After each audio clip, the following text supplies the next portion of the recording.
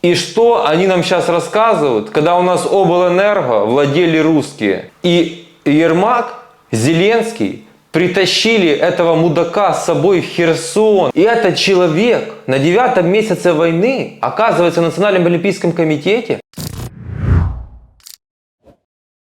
Здравствуйте, друзья! Для того, чтобы сильно не затягивать начало, сразу же подпишитесь на мой канал, поставьте обязательно колокольчик.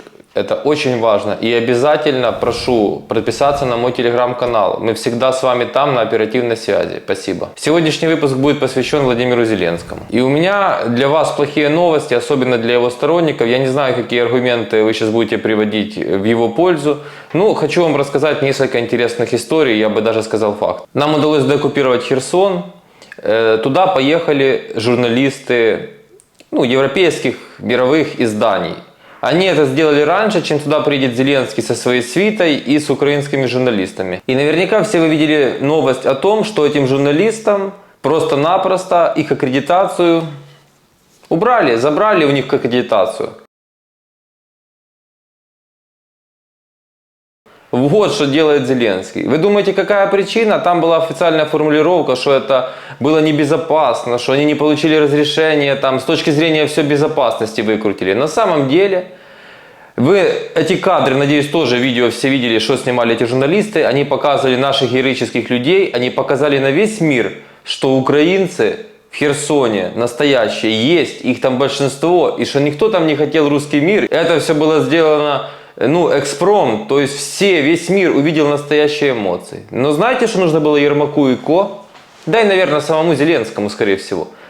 Им нужно было, чтобы весь мир увидел глазами международных журналистов, какой герой Зеленский, какой он великий, какой великий Ермак, как они приехали на деоккупированную территорию, все благодаря им и так далее. Нет, все благодаря народу, людям, тем, которые в лавах ЗСУ, местным, волонтерам и всем, кто в тылу. Вот на чем я всегда буду настаивать. Вот, представляете, уровень понимания вообще жизни этих людей, которые такие вещи делают, которые так цинично себя ведут, что у них сейчас в голове. И об этом почти каждое мое видео, потому что я не хочу, чтобы вы все эти вещи пропустили, а если вы это принимаете, то чтобы вы это потом забыли, как получалось все 30 лет до этого. Но это еще не все.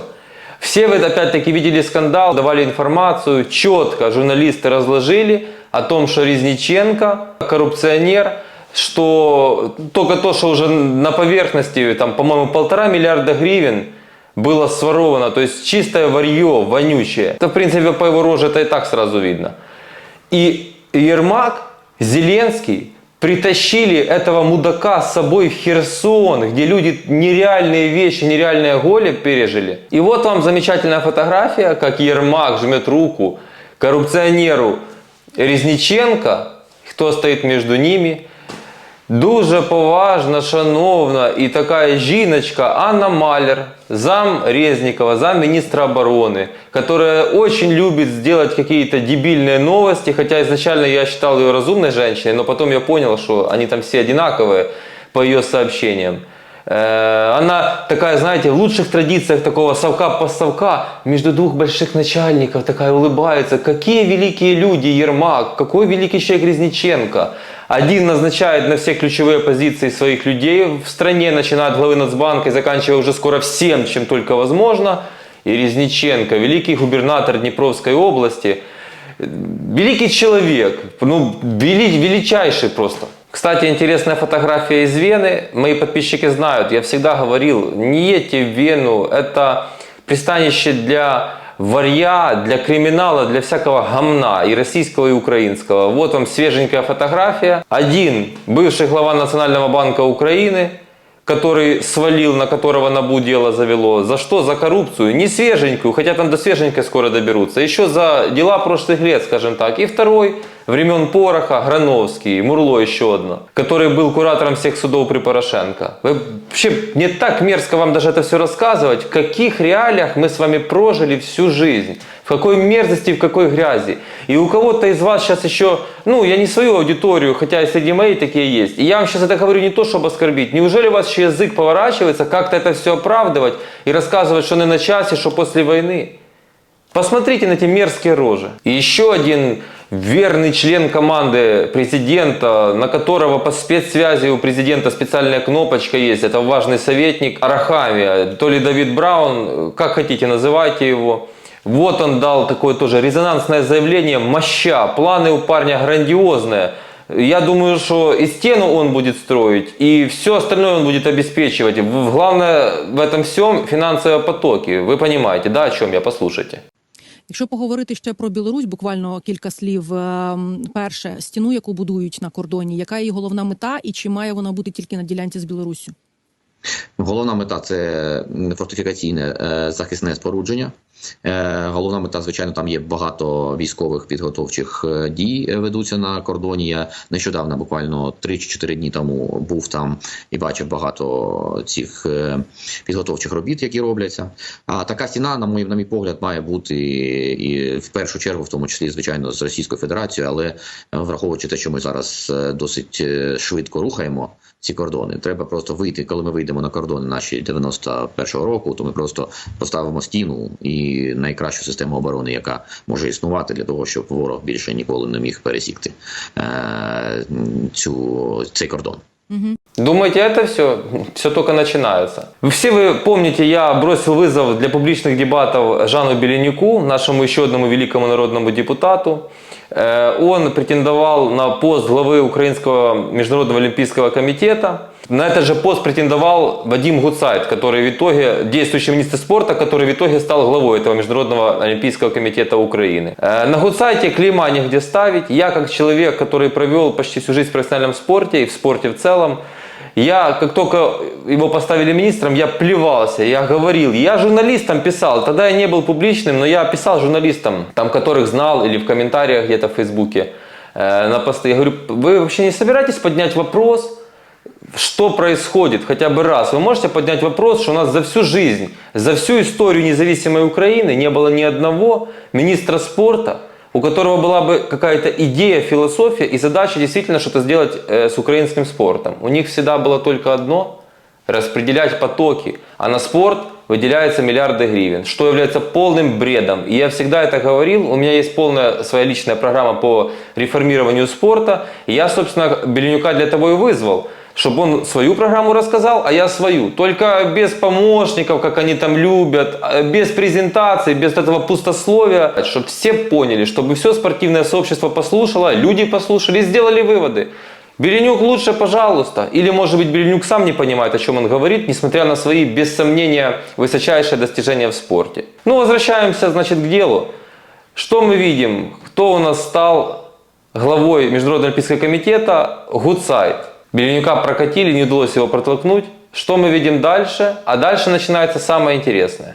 Итак, 17 ноября на Генассамблее наук Украины был избран новый президент комитета, им стал Вадим Гуцайт. После этого 51-летний функционер утвердил список лиц, которые будут членами исполкома наук Украины. И здесь начинается самое интересное.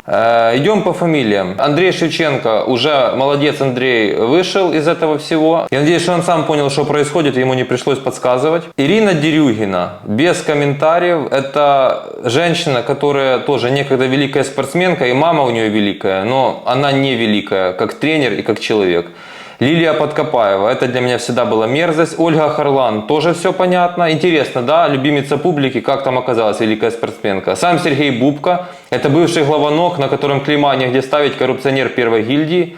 Валерий Борзов всю жизнь решал свои вопросы в кабинете. Михаил Кошляк, это президент Федерации дзюдо Украины, в чистом виде криминал, крышует, вернее отвечает за силовой блок в Днепре у Корбана и Филатова. Вот кто такой Кошляк. Почитайте в интернете, вы с ума сойдете. Но самое интересное в этом составе Национального олимпийского комитета это Шуфрич и Суркис, два ОПЗЖшника. Причем, ладно, Суркис там всю жизнь защищал свой бизнес. Шуфрич это вата, это чудак, который в Кремле получал методички. Это Рабинович, Медведчук, Кива.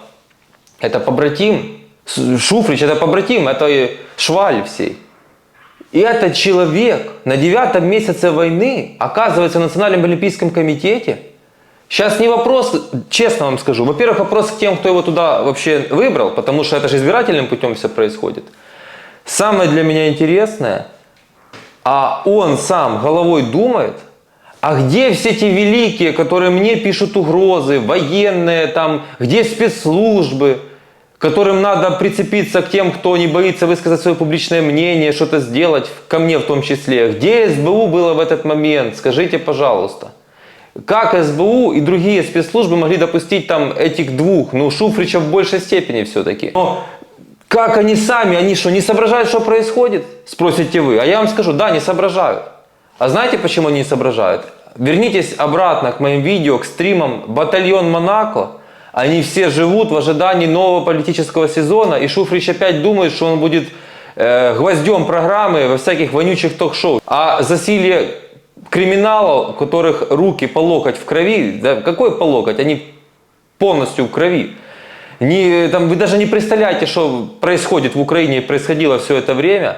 Это вопросы и к спецслужбам, и к МВД, и чем отличается один министр от другого. А знаете, что получается? Что они всегда все в одной связке, а люди всегда могут быть их жертвой. Вот и все. Зато великий индюк напыщенный Данилов своим вот этим взглядом, пятым подбородком рассказывал, вот видите, как грозно, что ОПЗЖникам лучше уйти и все остальное. А они ушли, знаете, куда они ушли? В Национальный олимпийский комитет.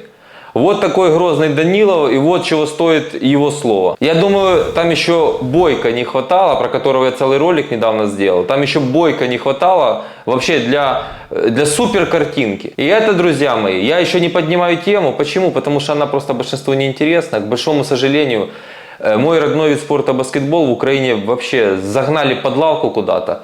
И был переизбран президентом Федерации баскетбола Украины еще один человек, на котором клейма негде ставить, Михаил Бродский есть такой. Это в голове не укладывается, и за него опять голосуют члены президиума. Ничего наши люди не поняли, никто ничего не понял, что нужно начинать с нулевого варианта, и что в нашей жизни нужно менять, и в стране абсолютно все.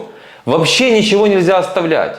После войны нужно было, да, в принципе, с начала войны нужно было проснуться, и как будто вы только родились, но уже в сознательном возрасте. Только нулевой вариант, только с чистого листа. Все эти вещи, о которых я вам сейчас рассказываю, показывают только одно. Чиновники, будем говорить так, высшего ранга, правительство, руководство страны, они живут в старой парадигме, подмастерье живет в старой парадигме, и есть целый ряд людей, которые себя вообще не представляют в другом амплуа, кроме как присосаться куда-то где-то кому-то в кабинетике, чтобы хоть чего-то в этой жизни стоить и мочь. И самое противное, это такие шавки, которые ни хрена тоже не поняли, и которые помогают вот этим вот великим, в кавычках, продвигаться на свои должности, на свои позиции. Мне от этого тошно, противно, и я вам сейчас, не обижайтесь только, официально заявляю, при таких раскладах у Украины нет будущего как у государства. Как его нет и у России. Понимаете, это я пытаюсь как-то на бытовом уровне, бытовыми словами это вам все объяснить, но не знаю, получается или нет. Тут Зеленский дал еще большое интервью. Явно видно, что или он сам, или ему подсовывают мои видео, потому что он начал говорить те вещи, о которых он никогда раньше не говорил. На все треба дивитись по факту. Я так вважаю. Хто ми є, зрозуміло, коли ми щось робимо, а не говоримо. Коли ми діємо, а не попереджаємо. Або коли ми попереджаємо, ми повинні нести відповідальність. Ви повинні зрозуміти, що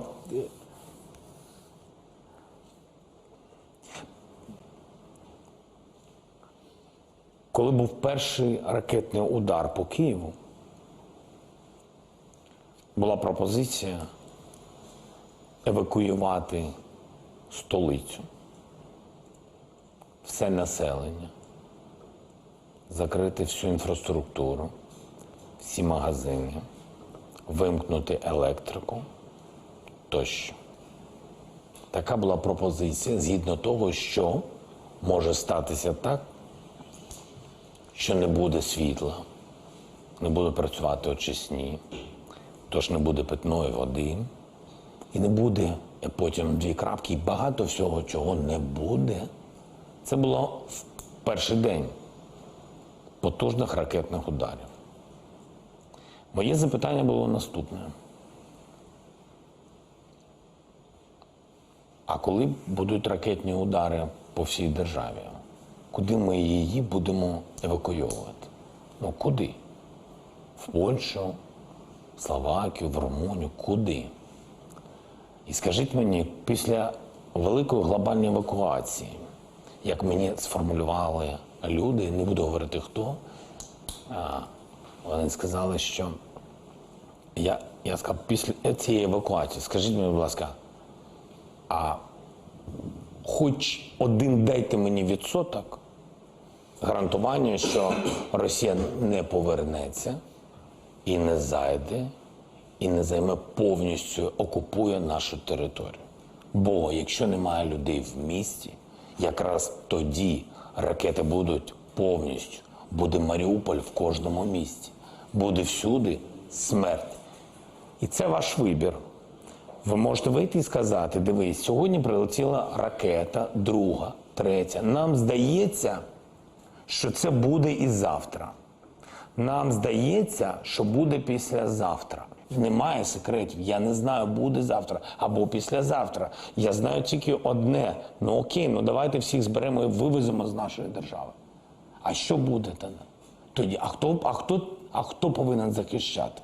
Ви вважаєте, що повинні захищати тільки люди з автоматами? Чи у них немає жінок і дітей? Чому так? Ні, у них є і батьки, і близькі, і вони такі самі люди.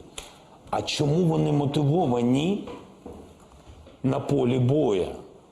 Заробітної плати? Ні. Хтось, напевно, ні. В більшості своїй Україна. А що таке Україна? Тільки земля? Земля і їх сім'ї. А якщо всі їх сім'ї виїхали, так що вони захищають? Так, вони будуть землю захищати, але земля – це, як сказати, ну, це ж так складне формулювання. Земля – це всі, і ті, хто похоронені, поховані твої, так, і це історія, і книжки, і батьки, і живуть, і діти, це все земля, і домівка. Ось це. Якщо б не було людей в Україні, ми б втратили нашу державу. Я не можу вам сказати, це моя суб'єктивна думка. Я вважаю, я дивився на те, що було в історії наших невеличких селищ на Донбасі. Всюди, де немає нічого, просто все зруйновано. Домівки, немає нічого. Там не було людей. Не було людей, бо страшно. Вибачте, це не живий щит. Ні, це не в цьому питанні. Та бо страшно. Бо і так, одне питання, коли тебе всі називають Гітлером і твою державу, а інше питання, коли ти остаточно їм став вже. Коли ти знищив все, і коли тоді були знищені десятки мільйонів людей, так? А тут, коли, якщо всі виїхали, то ти і знищив 40-мільйонну державу повністю. Тому я вам кажу, так я думаю, і я так відчував, і я не знаю, правий я, не правий. Ну, ми там, де ми зараз. Так ви ж лишились. Так і є. Я лишився, і люди лишились, і всі ми лишились. Хтось поїхав, я без всяких, хтось обирає сам собі, і це нормально, абсолютно нормально. Просто це про евакуацію.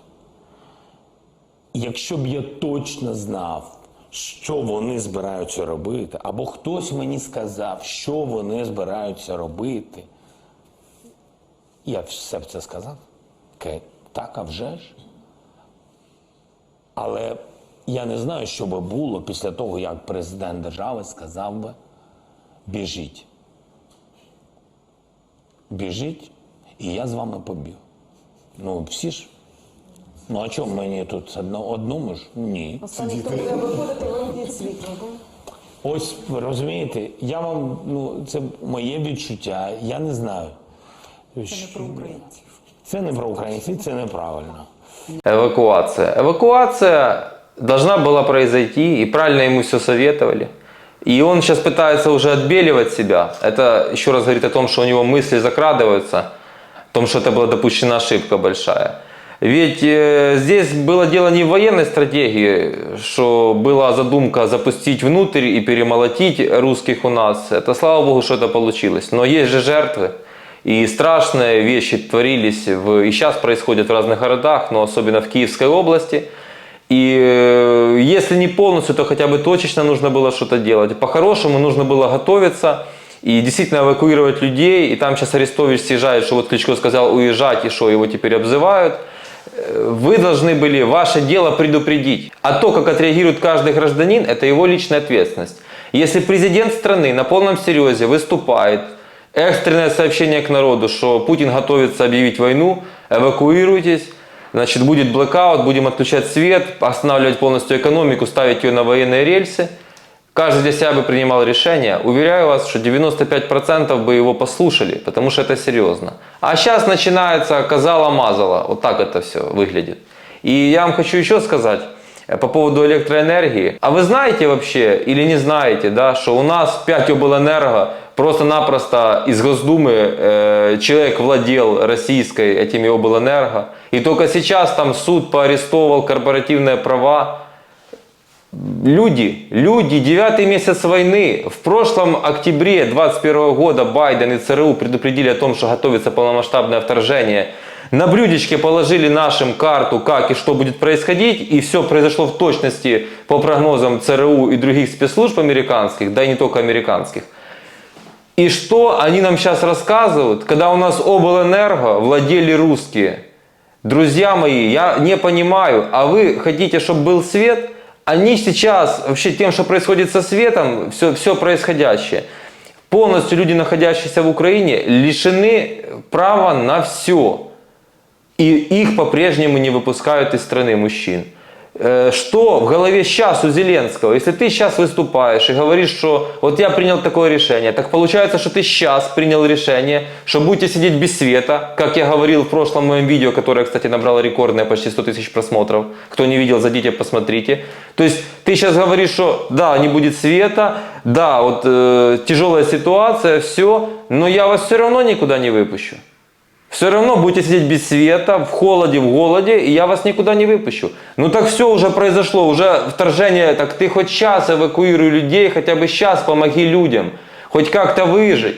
Ты же, если сейчас не откроешь страну, то потом сюда все равно рано или поздно границы откроются. Нет, их люди сами прорвут, только тогда уже никто не вернется. И тогда весь фронт и вся война будет просто бессмысленной. А сейчас что можно сказать, что есть большой смысл, что люди умирают, воины в окопах, пока ОПЗЖ в Национальном олимпийском комитете, пока всякое гомно продолжает становиться президентами федераций спортивных. Это во время войны вообще, это разве сейчас на повестке дня вообще стоит? Это каждое это дерьмо хочет просто у власти побыть хоть как-то, зацепиться и думать, что пока как бы не до них, мы сейчас потихонечку останемся у корыта, на волне, в своем кабинете, при своем портфеле. Ну и еще раз, потому что опять-таки это видео там вызвало непонимание по поводу Крыма и Донбасса.